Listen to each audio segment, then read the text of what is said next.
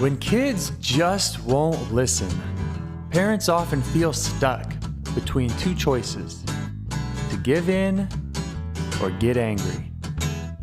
It's exhausting. We give you the top techniques directly from the experts, helping you on your path to a more peaceful, respectful, and joyful life with your kids.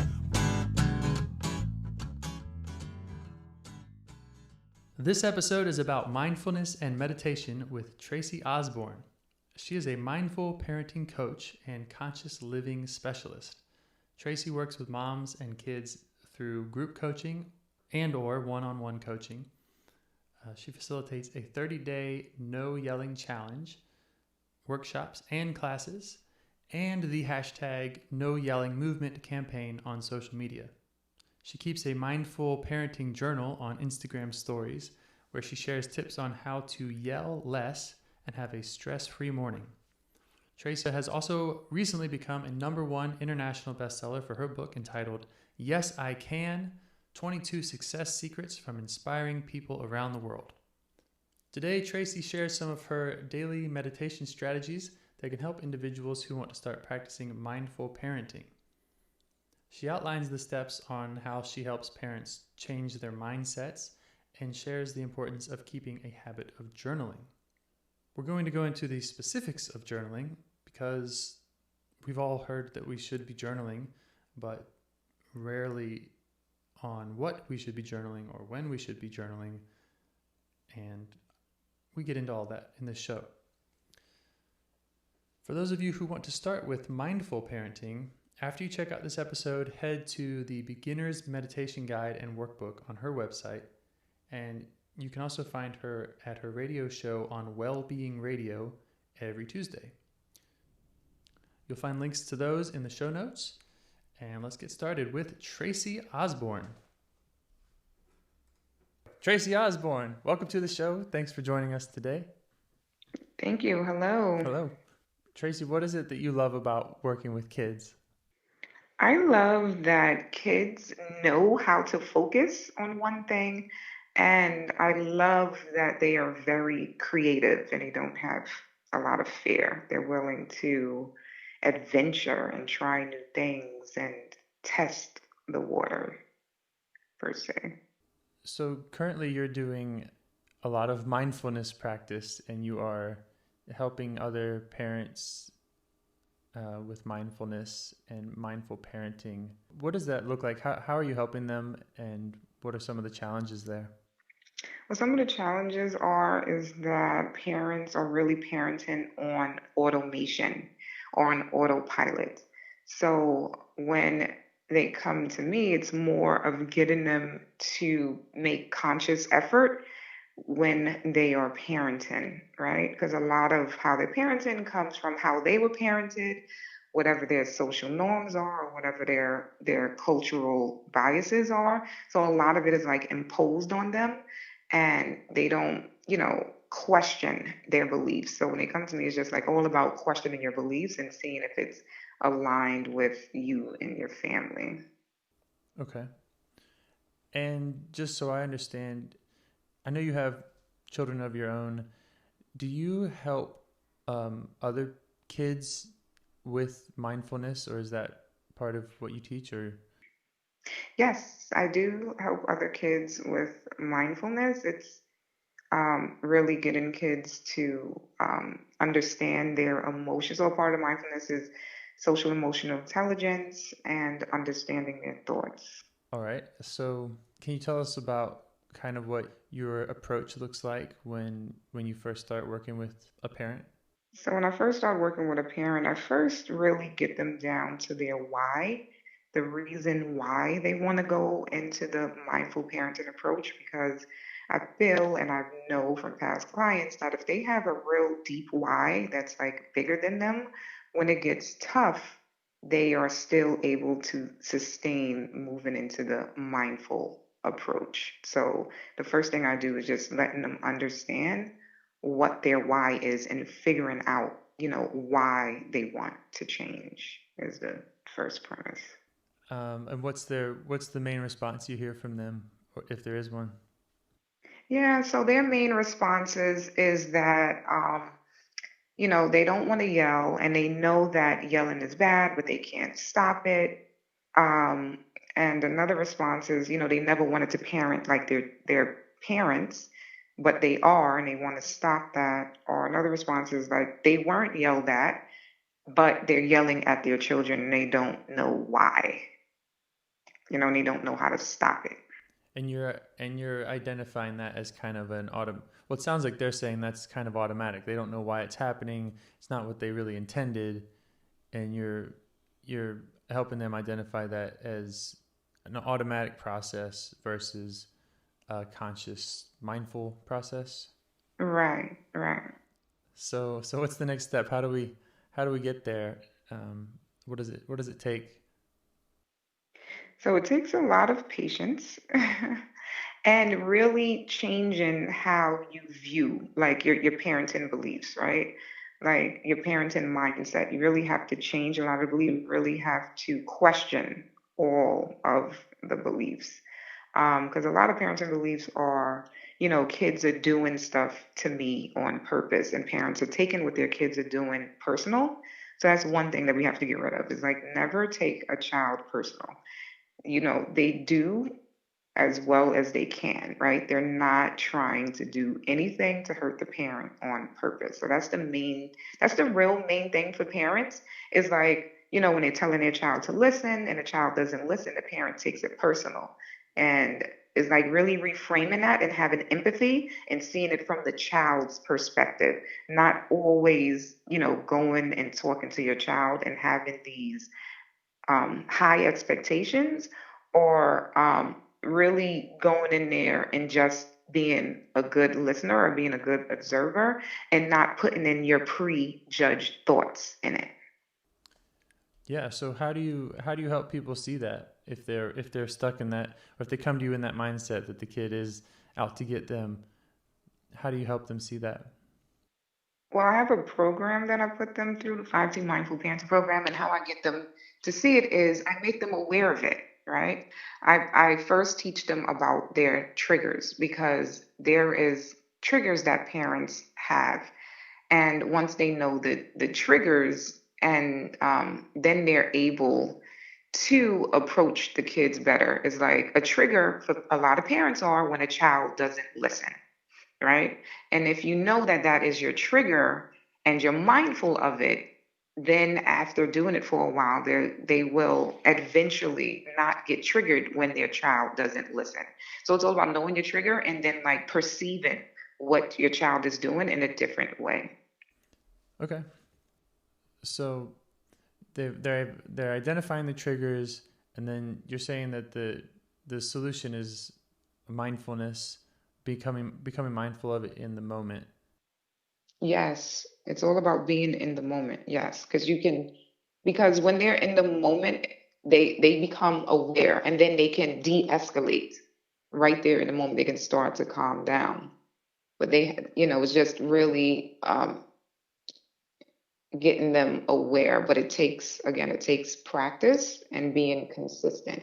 And then after that, you journal, right? Because they're definitely going to make mistakes and they're definitely going to, just systemically do their impulsive nature. But it's like right after the situation, I say to journal, to look in the mirror, to verbalize what went wrong. And then if they keep doing that, eventually they'll reprogram their brain to change to the way that they want to respond. But again, they have to take conscious effort. If they don't make it a problem or if they don't bring attention to it, then their brain, because your brain loves to work off of systems, will keep having you react in that same way unless you stop it. Like you can't wait until hours later. Like you have to literally do it like right after it happens. And then your brain will eventually be like, okay, this is a new way. And we've done this 10 times, so this is the way we're supposed to act now. So I was reading about you, and I believe I saw something that said you are meditating like 2 hours a day. Hmm. What is the minimum effective dose when people want to get started? Let's say they've never meditated before. Um, what are they looking at in order to start changing that automatic reaction and becoming more mindful of it? Well, the minimum would be 15 minutes. But when they're just starting, I would really just say start with self observation and self awareness, meaning that just being aware of your reactions, because that's also a form of meditation, more like mindful meditation. Because meditation is really just getting you to focus and to be aware of what's going on, right? In that formal way, but you can also do a form of meditation where you're just being mindful in the moment of what's going on, especially when it's in the moment that you don't want to react that way. It's just being mindful of your reaction. Okay. And so that self observation part, like if they haven't even started meditating yet and they're just kind of, yeah, trying to catch themselves and observe their own behavior, what tools do you recommend for doing that? Like, what does that look like? Journaling. It's all about journaling. Like, because in the very beginning, you might not be able to observe or be aware because again, it's impulsive and you're automatically reacting. But afterwards, you can be like, just question, like, I don't want to act like this. And you just really write about it in a journal or you speak about it in the journal. Like you speak about what went wrong and how you could have changed it, and then what are you going to do moving forward? And if they do that every time, eventually it will become automated for them to be aware. I do that. So I'm Hmm. trying to think if I'm doing it right because I know that I've kind of compared notes with some friends of mine around journaling, and we see how different everybody does it. Um, Hmm. mine's kind of a dialogue with myself of Yes. I write here I'm upset about this. I kind of let my different personalities out and hopefully find the mature one. But I notice sometimes journaling we can just end up narrating and going on and on. So, do you have any other advice around the specifics of journaling? How long are people spending on it, and how do they know that they're doing it right? Well, again, there's no right or wrong. It's whatever is feeling comfortable. Like it would be growth. But with journaling, I have a label. I use an app called Evernote, and so Evernote is like the black and white composition book on electronically. So I have different journals that I label, right? So I would have like one journal would be an emotional journal, because that journal I'll just go in there when I'm talking about my emotions. And then I have a journal where, the interaction with my kids. So it just depends on what you want to work on. And again, it's best to just work on one thing so you're not overwhelmed. Don't overwhelm yourself, but like just one particular area of focus that you want to focus on. And every time that area, you act out in a way that you don't want to act, you say it in your journal. So the first thing is you just kind of review what went on and you just talk about it. And the main thing is to speak out loud and look in the mirror. And once you do that, you start to de-escalate, and then you can start to think about how you want to react the next time that this particular situation happens. But you first have to let out what happened and what went wrong. And then forgive yourself for it. It's like, okay, what is the lesson that you need to learn from this? And how are you going to approach it the next time? When you say speak out loud and look in the mirror, sometimes those are used metaphorically. Do you mean actually say the thing out loud, and do you mean actually looking in the mirror? Yes, yes, because we are faced with a voice in our head, and it tends to overpower you when you speak silently. and it's very negative towards you and debilitating, like it will make you feel guilty for what you just did. But if you speak out loud to it and you're hearing your voice, you tend not to talk to yourself in such a mean manner, especially when you're looking at yourself. It's a little harder to Yeah. talk negative to yourself. So that's why it's very important to speak out loud, because it also shuts down that voice. It's not going to really self judge you as bad as it does when it's inside of your head. Yeah. Yeah, I've heard people say, and I've felt this way myself sometimes, you know, something like, I would never speak to someone else the way I speak to myself, as Hmm. critically, as harshly.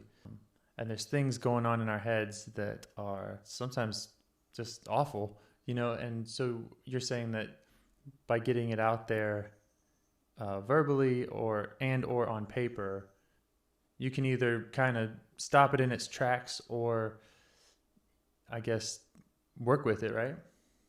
Yes, yes. Because you're not going to say what's in your head. So it's like when you're looking in the mirror, it's like you're talking to another person. And you're not going to be able, it's going to be much harder for you to criticize yourself or say all those harsh things that you do when you're saying it out loud. So after having that practice down, and someone's ready to start meditating, what are some of the big hurdles you see for people who are new to setting up a meditation practice? Well, the biggest hurdle is that meditation in the beginning could be more stressful actually than the stress that a person has already. Because again, when you first start meditating, we have an average of over 60,000 thoughts that go through our mind a day. But we don't really pay attention to it. Like we're adjusted to it. But when you close your eyes and you meditate, you hear that voice or those thoughts on high frequency, right? And again, it's because it's something new. Your brain is going to send off thoughts that is going to make you want to stop meditation. And it is very convincing. Like you'll start thinking about what you're cooking for dinner. You start saying, this stuff is no good. This doesn't work. This is taking too long. And you're focusing on the time. And it's just doing everything to get you to stop. So, yeah, so in the beginning, it can be very stressful because of the thoughts. But this is actually good. It's what meditation is being aware of the thoughts, because there's a myth where people think that when you meditate you're supposed to stop your thoughts, and thoughts are like breathing. If you stop breathing, then your thoughts will stop. The thoughts do not stop. It's just being aware of those thoughts, and when you realize that you have lost focus, it's just bringing your attention back to whatever you're focusing on. Some people may focus on a mantra, a light, breathing, scanning, whatever they're focusing on, right? So it's just really training your brain to be able to focus on one thing, give it its full attention. But in the very beginning, you will get bombarded with thoughts, and they're very strong, and it's very convincing to get you to stop. So, I've gone back and forth on this in my own meditation practice. Sometimes I want to get those thoughts out, so I have my paper, my journal. I might even record uh, my voice so I can listen back. But then part of me is thinking, well, no, I should. The point here is to meditate, not to journal. So, what do you think about that? How much should we tune into those thoughts versus um, getting back to meditating, if you will? well, another big nice thing with meditation is it's about not judging and not labeling it as good or bad. Like however your session was with meditation, that's how it was supposed to be. Right? We don't want to create a story behind what we experienced while we were meditating. So sometimes you may be caught up in thoughts, because thinking is addicting. It's a habit. It's like being on drugs. It's like sugar. It's a habit to listen to your thoughts. So if you get caught up in listening to your thoughts, it's fine, right? The next time you may do better. And sometimes you can just stay focused for only a couple seconds. But that's what we want. We want to strengthen that focus to where you're able to focus for much longer. But it takes a while to be able to do it because depending on your age, if you're in your 30s, you have been consumed with your thoughts for over 30 something years. Because even I do meditation with my kids, and at 5 or 6, they're aware, they're self-aware, they're self-observant, they already know about their thoughts. So they're even, thoughts have started from such, like, 5 or 4 years old. So imagine 30 years of thinking. You can't just break that cycle in like a couple months of meditation. So that's like the biggest thing is like, don't label and don't judge. And there's no right or wrong way of doing meditation. And I know you would bring it because they have a lot of variations of meditation. It's about just trying it out, for a couple days. Like choose one, try it out for a couple days, see how you like it. And if you don't like that particular style, then you move on to another one. Right. So it's all about really just figuring out what works for you. And just wondering what works for a lot of people. Do you have any kind of recommendation over, let's say, I know you said 15 minutes is a good starting place. Is there anything around time of day, or if I miss it for a week, should I add an extra hour next week, or do you have any recommendations around the timeline? Yeah. So especially in the very beginning, I would say between 5 to 15 minutes. But you want to really get to a half an hour because sometimes it takes that long to get yourself to focus, right? To really get into like a good meditation. It gets better the longer you sit. But in the very beginning, yes, 5 to 15 minutes is fine. Um, you had another question, but I lost it I'm thinking about about time meditation. of day, and I'm thinking just about scheduling it, and like, should I should I do twice as much if I miss a day, kind of thing. No, because especially in the beginning, that'll kind of be torture on yourself. Again, you want to take it easy. So if you miss a day, again, do not judge yourself, do not criticize yourself. Just, do it the next day for that same allotted time. Now, again, it depends on if you are a morning person or an evening person. For me, meditation at night doesn't really work because I'm not a night person. Like I would be struggling to try to stay up and not fall asleep while I'm meditating. So for me, I meditate at from 5 to 6 every morning. But that works for me because I'm a morning person. So it just really depends on if you're a morning or if you're an evening person. And if you have children, you want to do it, you set the alarm where you're doing it before your children wake up. And for me, I like doing it that early in the morning because there's nobody. Well, I have set a routine for myself. Like I don't look at my phone or anything like that. But again, nobody's calling me and trying to get in contact with me. I don't have to worry about dinner or all of these type of things. So it's easier for me to do it in the morning. Even though I'm able to meditate when my kids are here. Um, they know not to mess with me when I'm meditating, or even if they do, um, I don't move from the meditation. So, just being consistent with that. But yeah, definitely for me in the morning works. Like, what time do you usually go to sleep? 11. Okay. Yeah. So do you think you're more of a night person or a morning person? I think I'm a night person, but I am been trying to move that. So I'll stay up till 5 in the morning if I let myself, but I'm not doing anything valuable in that time. So Hmm. I know if I go to bed quote early, which is 11, then I'll get up, and I usually meditate within that first hour um, every day. And one of my big realizations in my practice is around having a timer. If I set a timer for when meditation is over, I find I can really relax a lot more. I know that not Hmm. everyone needs that, but when I first got into it long ago, I didn't use a timer, and so the whole time I was just thinking, is this enough time? Has it been 5 minutes or 15 minutes? I don't know, and that's been really helpful for me is to put it at a certain time of the day, set the timer for a certain amount, and that way it's more of a kind of objective, kind of concrete habit rather than just hanging out, you know, which can be good sometimes too. But that's been one of the biggest, useful tips for myself at least. No, definitely. I definitely use a timer because again, I would have those same thoughts of, did I overdo it? Um, Yeah. yeah, so definitely I always meditate with a timer. Like I know how long I'm going to meditate and I look at the time.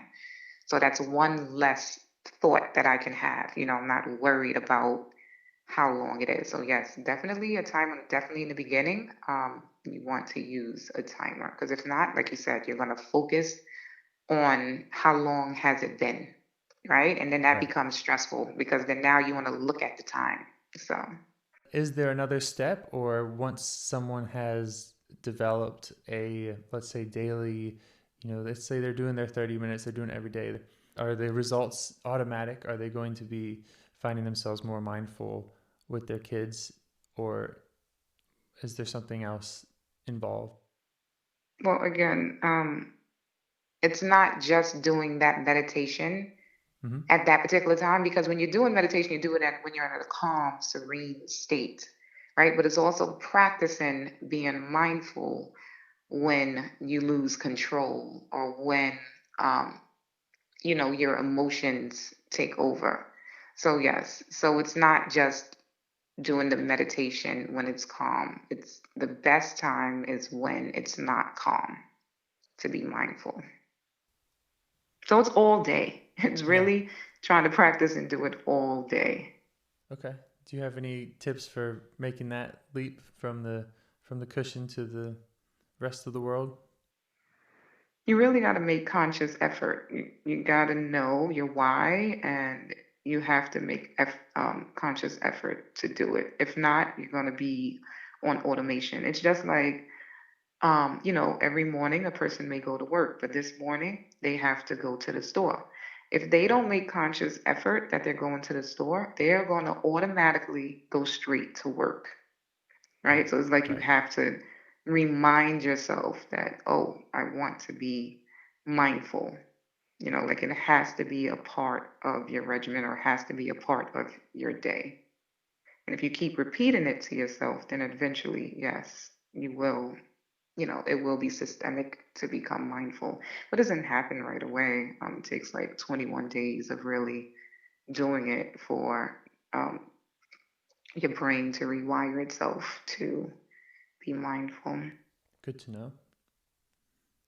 Um, and I think I have some stuff working against me because I know that I'm ADHD, and so um, reminding myself to be mindful even after my 21 days, I like to have a bell go off at a certain time of day, or just Yes. other things around the house, visual or auditory, that are just kind of, oh yeah, you know Mhm. reminders kind of everywhere. Mhm. The word mindful everywhere. You can have it on your phone, on your home screen. Like you say, you can set an alarm to be mindful. So in your program, um, what's the duration of your program? So it's 3 months. Mm-hmm. And how often are people hanging out with you in that time? So it's 3 months, and then we do a weekly live call with Q&A, and then they get weekly assignments and um, some information and some resources that they go over for that week and that they're working on for that week. Okay, I'm curious about all of that. Can you tell us about um, some of the resources and or assignments? You don't have to give it all away, but I'm eager to look into it. Yeah, we went over some. So like the first week is really trying to figure out your why and going over your parenting mindset. And then the second week is really knowing your triggers and some strategies on how not to yell. And the third week, we'll go over your children triggers because they also have triggers as well. And like in all of these phases, in order to do these things, you're automatically being mindful. The parents are automatically being mindful, like they're making the conscious effort to do it.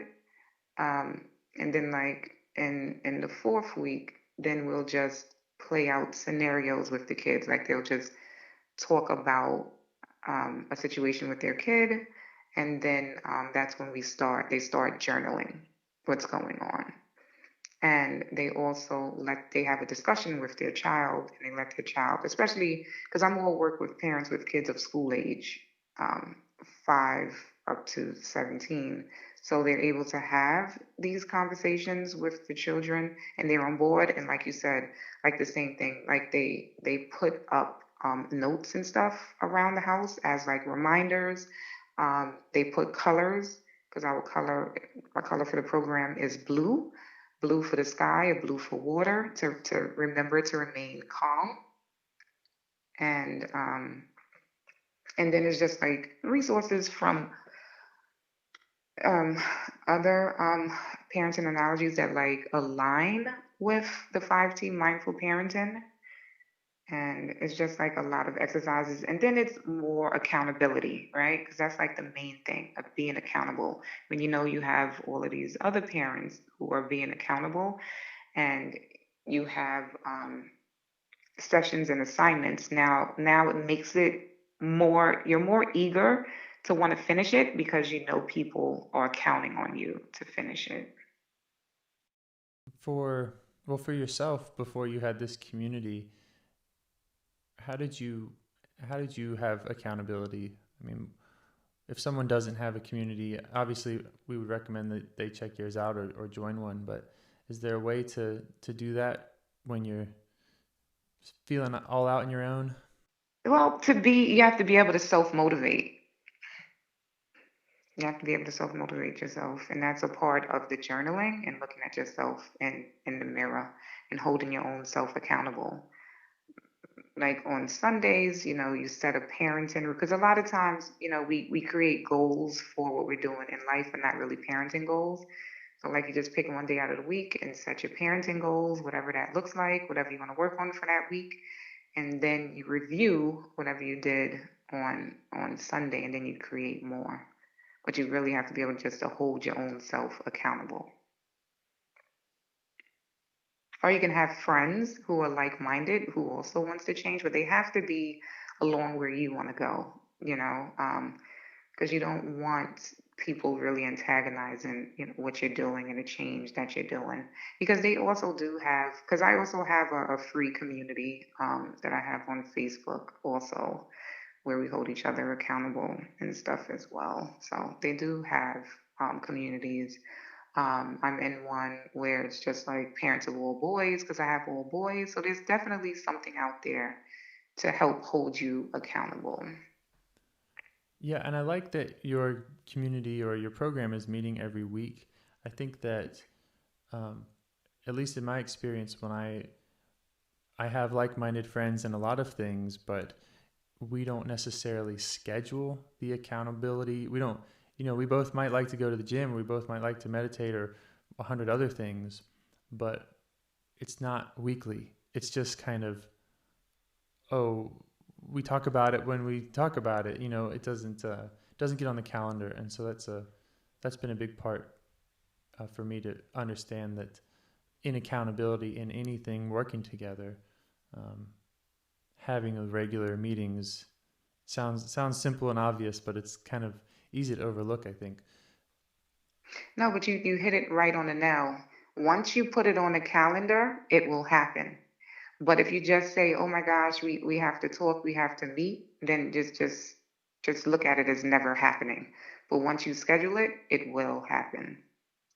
Is there any kind of advice out there that you think is just really awful when it comes to meditation and mindfulness? Is there anything that you're hearing from other professionals or other people in the field that you think is detrimental to mindfulness? No, because I've listened to Deepak Chopra. I've listened to Eckhart Tolle, the Dalai Lama. So I haven't heard anyone, but it's just myths that are out there that really, makes it seem that just a lot of people under this persona that, meditating is always going to be this calmful, serene thing, and that, Right. your thoughts are supposed to stop, and you're judging yourself and you're creating a story with it. So it's all like self-imposed, right? That makes that experience bad for a person. If you go in there with the belief that you're supposed to stop your thoughts, that'll really like crush you. Or if you go in there thinking that every time you meditate is going to be this great experience, and it's not. It's not like that all the time. Yeah, so just kind of a general misunderstanding of the purpose and what the practice looks like, and then people end up getting themselves in a difficult place that they didn't need to be in because they had got the instructions wrong. Are there any books or videos or anything external resources that you recommend as your favorites? For meditation, I actually created one. Okay. It's a beginner's guide to meditation. So it's information on meditation, all the different styles of meditation, and then it's a workbook at the same time, like an action plan. Because I've learned from other clients, it's like you can give information, but if there's no action with it, then they're not really going to do anything with it. So yeah, it's on my website. It's a free download. Um, it's called a beginner's meditation guide. Thanks for that. I'm going to check it out. I noticed you are a certified coach. Is that right? Yes, yes. That's it. You've got that understanding of, like you said, getting to the action step and how important that is. Creating a workbook versus just. I know. Even with meditation, there's so many books out there, but if they're not holding your hand, if they're not providing that accountability with some type of workbook section, then it can just be a lot of nice words that read through It and goes in one ear and out the other. And then we're cool. so consumed right now in this generation with a lot of information. Oh yeah. Right? So Yeah. it's like the person doesn't need more information. That's why I like about like my parenting program is like it's not just information, it's a lifestyle. It's a lifestyle change. It's not just 3 months of this. It's like even though the program is 3 months, but it's still you get the tools that you need to continue to make mindful parenting a lifestyle. Where can we find out more about you and these programs? So it's on Tracie at my website, Tracie with an IE, Osborne, OSBORNE.com. Great. Is there anything else you wanted to let people know about before we say goodbye? And then they can also follow me on either Facebook or Instagram at Tracie Osborne Speaks with an S. And you got your free Facebook community you talked about. Yes, and that's yep, it's on Facebook and it's called 5T Mindful Parenting with Tracie. And what's the 5T part mean? I don't know that I caught that. Yeah, so with the 5 T's, it's for me and my boys. Uh-huh. All our names begin with a T. Okay. All right. So it's your personal brand there. All right. Well, thanks for sharing. Thanks for being on the show. And You're so welcome. Thanks for having me. I It was think awesome. I think I think you're absolutely right. It's a very important, maybe necessary ingredient to any change or habit change is to finding that first, that first trigger, and being mindful of it, or else we just don't really have much of a chance if we can't catch it, right? Right. If you don't know what it is, you'll just keep doing it. Yeah. Hmm. All right, Tracie. Well, thanks so much for your time today. You're welcome. Thanks for having me. And to all the listeners, we'll see you next time. Thanks for stopping by.